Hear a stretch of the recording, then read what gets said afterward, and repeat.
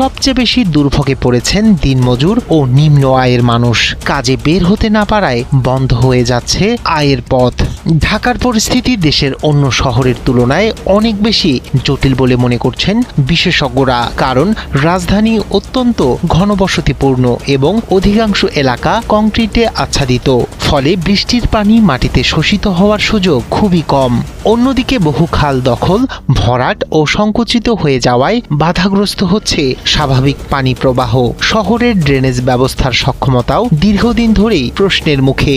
অনেক ড্রেন ও নালা আবর্জনায় আটকে থাকায় অল্প সময়ের ভারী বৃষ্টিতেই পানি দ্রুত জমে যায়। আশপাশের নদ নদীর পানিও বেড়ে গেলে আরও জটিল রূপ ধারণ করে পরিস্থিতি। বিশেষজ্ঞদের মতে আগামী কয়েকদিন একইভাবে ভারী বর্ষণ চলতে থাকলে শুধু জলাবদ্ধতার নয়, বরং দীর্ঘস্থায়ী নগর বন্যারও মুখোমুখি হতে পারে রাজধানী ঢাকা।